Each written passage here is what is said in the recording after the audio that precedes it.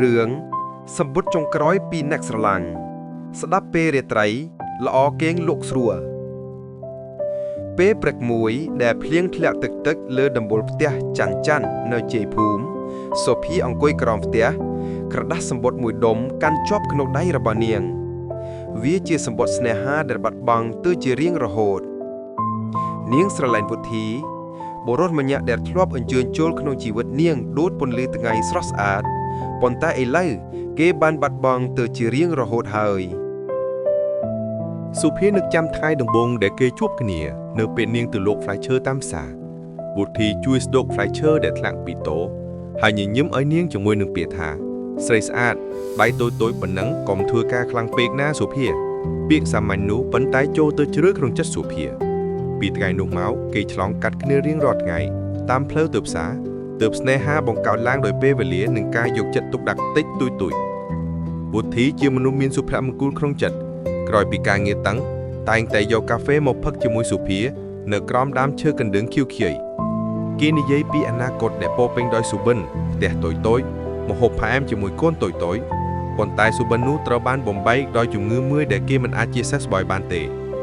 ថ្ងៃដែលវុធីដឹងថាគេជំងឺធ្ងន់គេជ្រឿមិនប្រាប់នាង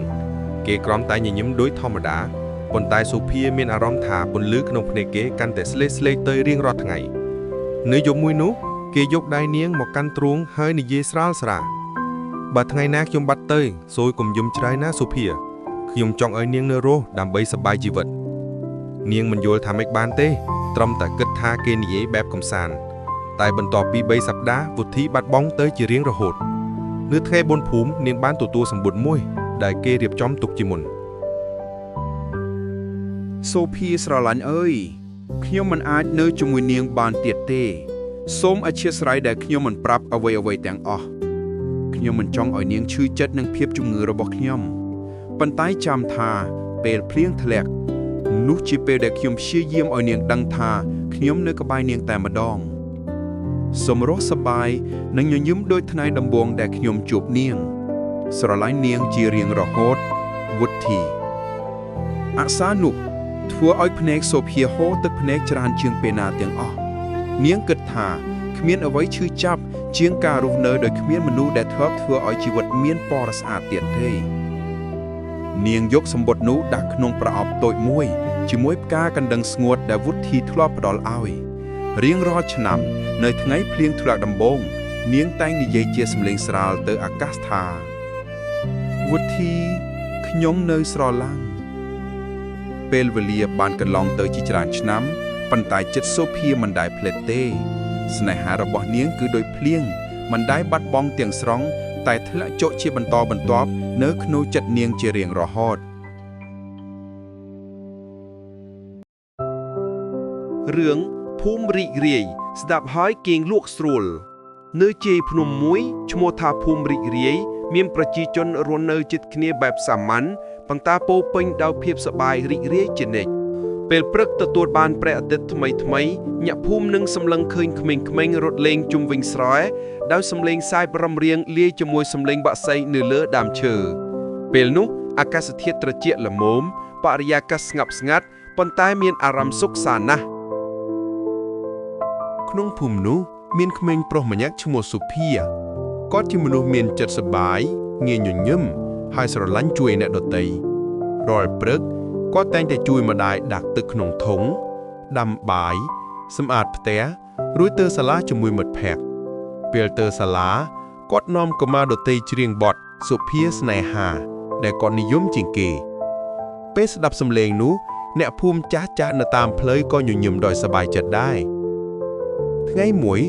សាលាផ្ទៃក្នុងភូមិត្រៀមរៀបចំពិធីថ្ងៃសប្បាយរបស់កុមារគ្រូសាលាបានស្នើឲ្យសិស្សរៀបចំការសម្ដែងនិងល្បែងប្រជាប្រិយសុភាត្រូវបានជ្រើសជាអ្នកដឹកនាំក្រុមសម្ដែងរឿងប្រជាប្រិយភូមិរីករាយគាត់សប្បាយណាស់ហើយប្រមូលមិត្តជុំគ្នាក្មេងៗចាប់ផ្ដើមហាត់សម្ដែងរាល់ថ្ងៃក្រោយសាលាពេលហាត់ក៏មានសើចសប្បាយព្រោះមានពេលខ្លះមនុស្សខ្លះនិយាយខុសឬដើរខុសកន្លែងតែគ្រប់គ្នាក៏ជួយគ្នាសើចរហូតដល់ភ្លៀងលិចនៅថ្ងៃពិតនៃពិធីសាលាតុបតែងដោយបង់ក្រណាត់ពណ៌ក្រចកផ្កាឈូកផ្កាលឿងផ្កាស្រស់ស្អាត អ្នកភូមិទាំងមូលមកចូលរួមសើចសប្បាយជាមួយសិស្សនៅពេលក្រុមសុភាឡើងលើឆាកគាត់និយាយបើកការសម្ដែងដោយសំឡេងរីករាយសួស្តីអ្នកភូមិរបស់ខ្ញុំទាំងអស់យើងនៅទីនេះដើម្បីចែករំលែកសេចក្តីសប្បាយមិនមែនតែសម្រាប់កុមារប៉ុណ្ណោះទេតែសម្រាប់គ្រប់គ្នាសម្ដែងរបស់គាត់និយាយអំពីសេចក្តីសាមគ្គីក្នុងភូមិការជួយគ្នាពេលមានទុក្ខនិងការចែករំលែកពេលសប្បាយអ្នកភូមិទាំងមូលសើចសរសើរចំពោះសម្ដែងរបស់ក្មេងៗ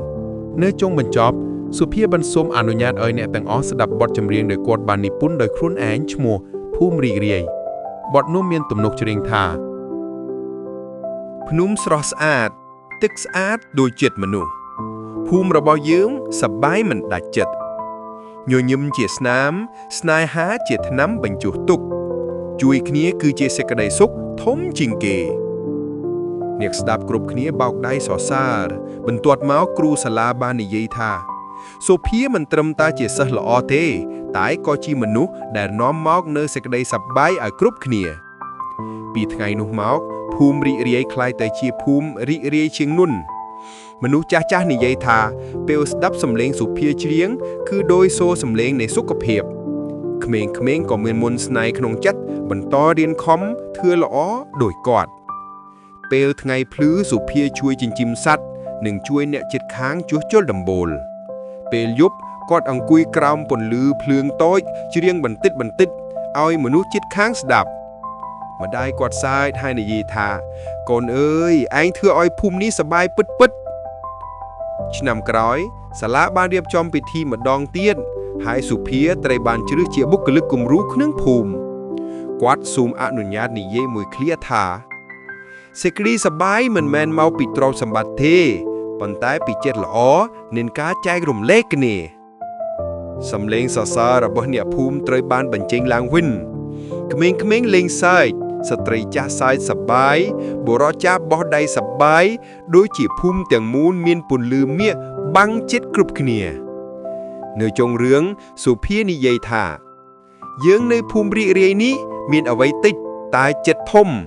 ស្នេហានិងការអភ័យគឺជាថ្នាំសម្រាប់ជីវិតអ្នកណាដែលសើចច្រើនជាមនុស្សដែលរស់យូរជាងគេតាមពិតទៅភូមិរីករាយមិនមែនស្ថិតនៅលើផែនដីទេប៉ុន្តែស្ថិតនៅក្នុងចិត្តមនុស្សដែលដឹងសើចដឹងស្រឡាញ់និងដឹងអភ័យពេលអ្នកអានរឿងនេះអ្នកក៏ក្លាយទៅជាសមាជិកនៃភូមិរីករាយដែរបន្ទាប់ពីពិធីសប្បាយអបអរសាលាឆ្នាំមុន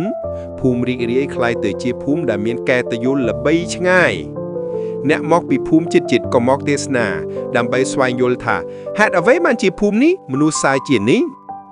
ពេលគេមកដល់គេនឹងឃើញសុភាដើរជាមួយកុមារចម្រៀងបោសសម្អាតផ្លូវនិងជួយយាយៗកាប់ស្មៅ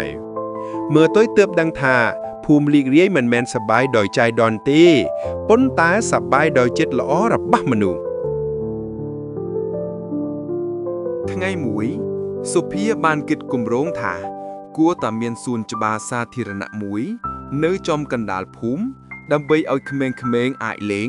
ហើយអ្នកចាស់អាចអង្គុយសម្រាកគាត់ប្រមូលមិត្តនិងអ្នកភូមិជុំគ្នានៅចំពោះមុខវាលទំនេរមួយសុភានិយាយជាមួយស្នាមញញឹមយើងនឹងបំផ្លាញទីនេះឲ្យคล้ายជាកន្លែងសប្បាយសម្រាប់គ្រប់ជំនាន់យើងមិនត្រូវរងចាំរដ្ឋាភិបាលទេយើងអាចចាប់ផ្ដើមពីខ្លួនយើងអ្នកភូមិតាំងចិត្តជួយគ្នាក្មេងៗយកចំកឹងបោះដីបុរសយកច្រាំងដាំឈើមកដាំផ្សារបញ្ចូលសម្លេងសើចយាយយកអំបិលទឹកផ្លែឈើមកចែក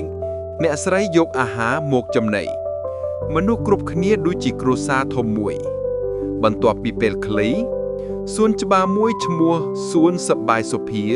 ត្រូវបានបើកជាផ្លូវការក្មេងៗអង្គុយលេងជើងទឹកស្ដាប់សុភាច្រៀងជាមួយសំឡេងនៃខ្យល់និងសំឡេងបក្សីអ្នកភូមិចាស់និយាយថា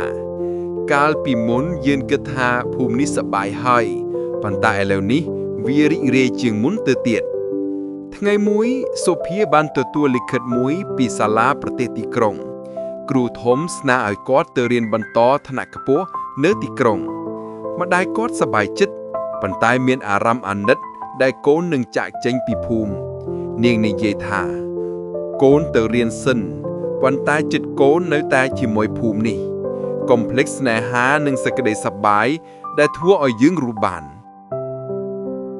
សុភាស្បត់ថានឹងយកចិត្តសប្បាយនោះទៅផ្សព្វផ្សាយក្នុងទីក្រុងពេលទៅដល់ទីក្រុងគាត់ឃើញមនុស្សខ្លះមានលុយតែគ្មានញញឹម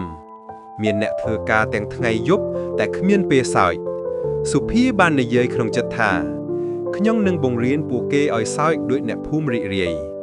គាត់ចាប់ផ្ដើមរៀបចំសកម្មភាពថ្ងៃញញឹមនៅសាលាសិស្សគ្រប់គ្នាត្រូវជួយគ្នាបង្ហាញការយកចិត្តទុកដាក់និងធ្វើសកម្មភាពមួយដែលធ្វើឲ្យមនុស្សសប្បាយមានសិស្សខ្លះចាក់តន្ត្រីសូម្បីសិស្សខ្លះចែកផ្លែឈើឲ្យគេពេលថ្ងៃនោះចប់គ្រូធំសើចហើយនិយាយថាសុភាអ្នកមិនត្រឹមតែជាសិស្សឆ្នើមទេប៉ុន្តែជាមនុស្សដែលនាំអារម្មណ៍ល្អមកឲ្យមនុស្សជុំវិញបន្ទាប់ពីរៀនបញ្ចប់សុភាប្រញាប់ត្រឡប់ទៅភូមិវិញមនុស្សគ្រប់គ្នាមកទទួលដោយសើចនិងរំកាន់ដៃគ្នាក្មេងៗរត់មកស្នាក់ជិតគាត់ហើយសួរថាបងសុភាទីក្រុងមានសប្បាយដោយភូមិយើងទេសុភាញញឹមហើយឆ្លើយថាទីក្រុងមានអគារខ្ពស់តែភូមិយើងមានសេចក្តីសុខខ្ពស់ជាងគេគាត់នាំយកចំណេះដឹងថ្មីៗមកបង្រៀនកុមារ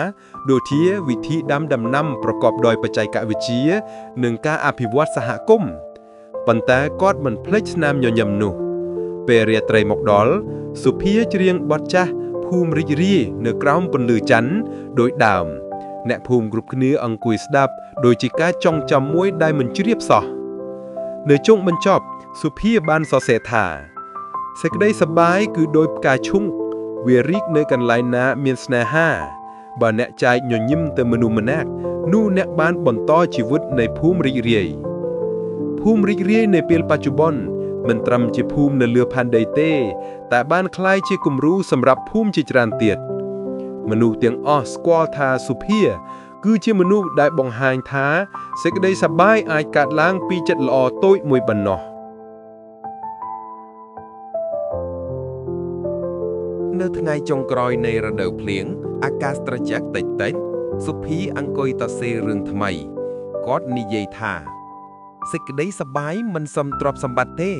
តែសុំឲ្យអ្នកដឹងសើចពីចិត្តបើអ្នកអានរឿងនេះហើយញញឹមស្រាលៗនោះអ្នកក៏ជាសមាជិកថ្មីនៃភូមិរីករាយដែរ